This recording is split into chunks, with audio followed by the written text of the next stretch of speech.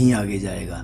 लेकिन उसके मन में कहीं अभी भी दुविधा थी अपने निर्णय के बारे में। मगर एक बात वह अच्छी तरह जानता था, कोई भी निर्णय लेना तो चीजों की शुरुआत मात्र है। जब भी कोई निश्चय किया जाता है तो व्यक्ति अपने आप को तेज प्रवाह में डाल देता है, जो उसे ऐसी ऐसी जगह ले जाता है जिनके बारे में उसने कभी सोचा भी नहीं होता।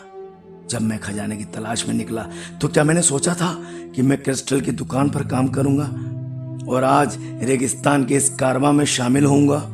तो ये मेरा निश्चय मुझे कहां कहां लेकर जाएगा मुझे नहीं मालूम।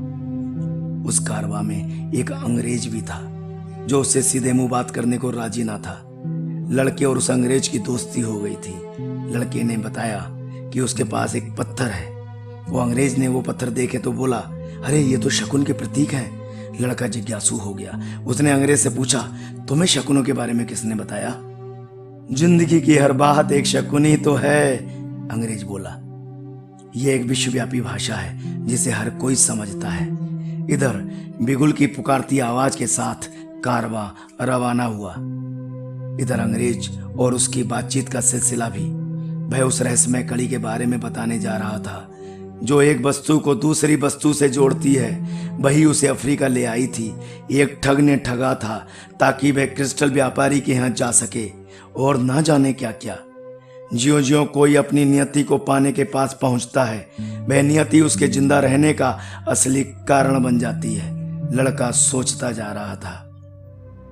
एक रात उसे ऊंट चालक ने अपनी दास्तां सुनाई, कैसे वह किसान से ऊंट चालक बना जब उसकी खेती बर्बाद हो गई। ऊंट चालक कहता है, मगर इस हादसे से मुझे अल्लाह की एक बात समझ में आ गई। उन लोगों को अज्ञात मतलब जब आगे का कुछ ना दिख रहा हो क्या होगा, उससे कभी भयभीत नहीं होना चाहिए। जिन्हें मालूम है कि उनकी जरूरतें क्या हैं, वे क्या चाहते हैं और उन्हें हासिल कैसे किया जा सकता है। हमें डर लगा रहता है कि हमारे पास जो है उसे हम खो ना दें, चाहे वह अपनी जिंदगी हो या अपनी जायदाद। मगर ये डर उस दिन खत्म हो जाता है जब हम समझने लगते हैं कि हमारी जीवन गाथा और इस विश्व का इतिहास सब कुछ उसी के हाथों लिखा गया है। और ये बातचीत का सिलसिला अचानक थम जाता है। शायद कोई बर्बर कबीले के आसपास होने की चेतावनी मिली है। लड़का शब्द विहीन भाषा का अनुभव कर रहा था, भाषा जो पूरे ब्रह्मांड में व्याप्त थी। अंग्रेज ने ऊंट चालक से पूछा, कोई खतरे की बात तो नहीं? आप एक बार रेगिस्तान में काफिले के साथ घुस जाओ तो फिर अकेले वापसी का कोई रास्ता नहीं, ऊंट चालक ने कहा। और जब वापस जा ही नहीं सकते तो आपको केवल इस बात की चिंता करनी पड़ती है कि आगे कैसे जाया जाए। आगे बढ़ने का सबसे अच्छा तरीका क्या है, बस आपको अब यही सोचना होगा। रही बात खतरों की, तो ये तो सब ऊपर वाले की रहमो करम पर है। कारवां बढ़ता जा रहा था। अंग्रेज को खासतौर से लड़के की क्रिस्टल की दुकान में काम करने और उसकी प्रगति की कहानी ने मंत्रमुग्ध कर दिया। अंग्रेज ने लड़के से कहा, यही वह सिद्धांत है जिससे सब चीजें बंधी हैं। इसे ही सृष्टि की आत्मा कहते हैं। जब तुम पूरे दिल से किसी चीज को पाना चाहते हो तभी तुम उस विश्व आत्मा के सबसे नजदीक होते हो और ये शक्ति सदैव सकारात्मक होती है। बात आगे बढ़ाते हुए उसने कहा, पृथ्वी पर जो भी है सदैव परिवर्तनशील है।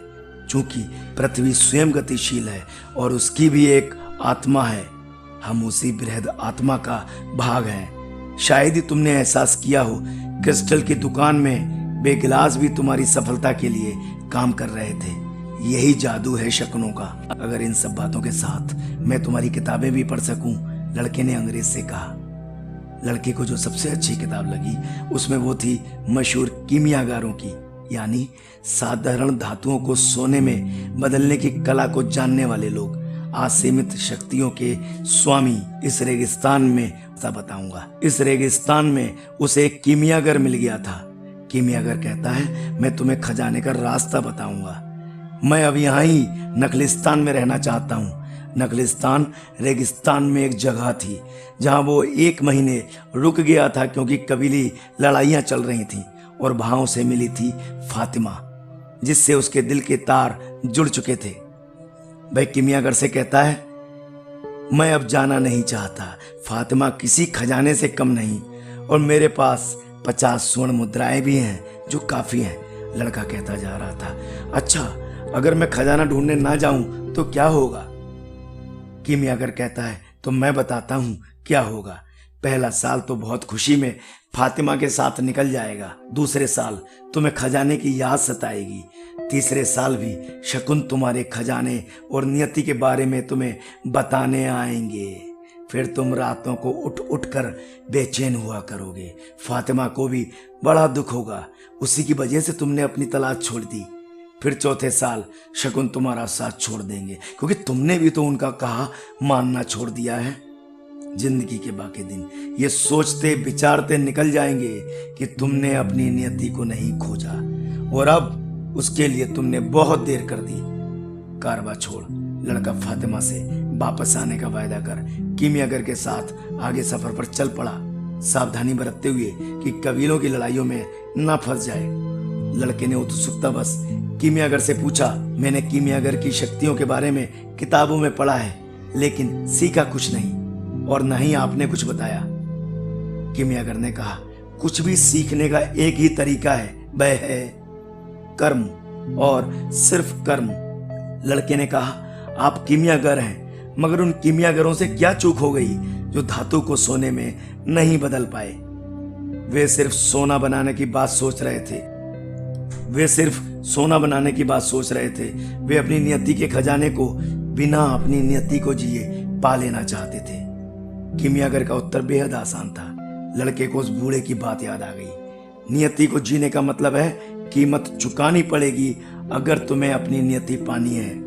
अब रेगिस्तान के उस इलाके में दोनों लोग प्रवेश कर चुके थे जहां खूनी कबायली लड़ाइयां चल रही थीं। उस रात पड़ाव डालने के बाद लड़के ने किमियागर से कहा, मेरा दिल दगाबाज है, वह नहीं चाहता मैं आगे जाऊं। किमियागर ने कहा, वह ठीक ही तो कहता है, वह डरता है कि अपना सपना साकार करने के प्रयत्न में वह सब कुछ ना खो डालो जो तुमने अभी प्राप्त किया है। तब मुझे अपने दिल की बात क्यों सुननी चाहिए? लड़के ने कहा, क्योंकि तुम उसे खामोश नहीं रख सकते। चाहे तुम दिखावा करो कि तुमने उसकी बात नहीं सुनी, लेकिन वह तुम्हारे भीतर ही रहेगा।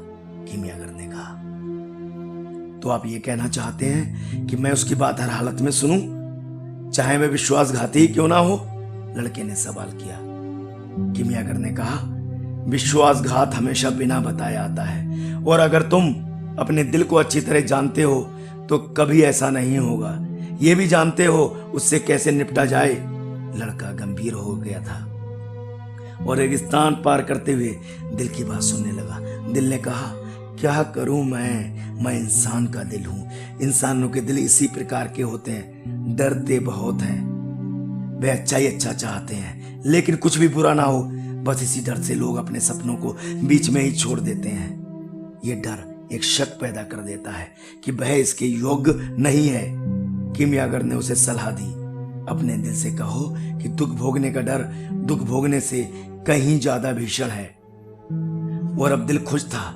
जैसा कि किमियागर ने कहा था, खुशी रेत के एक झर्रे में भी पाई जा सकती है, क्योंकि रेत का एक एक कण सृष्टि का एक क्षण है और ब्रह्मांड को उसे बनाने में अरबों खरबों साल लगे हैं। हर किसी के लिए धरती पर एक खजाना है जो उसका इंतजार कर रहा है। दिल ने कुछ ऐसा कहा, मगर हम इन खजानों के बारे में शायद ही कभी बात करते हैं। खजाना पाने की बात सिर्फ बच्चों से करते हैं, और अपना जीवन जैसा चाहें जिस दिशा में बहने देते हैं, और हम इसे अपना भाग्य कहते हैं। बहुत कम लोग ऐसे होते हैं जो उस पथ पर चलते हैं जो उनके लिए बनाया गया था, वह पथ जो उन्हें अपनी नियति और खुशी की ओर ले जाता है। ज्यादातर लोगों को यह दुनिया खौफनाक जगह लगती है, क्योंकि वह ऐसा सोचते हैं, इसलिए ऐसा होता भी है। लड़के ने इस बार किमियागर के लिए एक बेहतरीन तीर निकाला और पूछा, लोगों के दिल उनसे सपने साकार करने के लिए निरंतर प्रयासों की बात क्यों नहीं करते? किमियागर ने मुस्कुराते हुए कहा, अब हम लोग बात करेंगे पार्ट 4 में।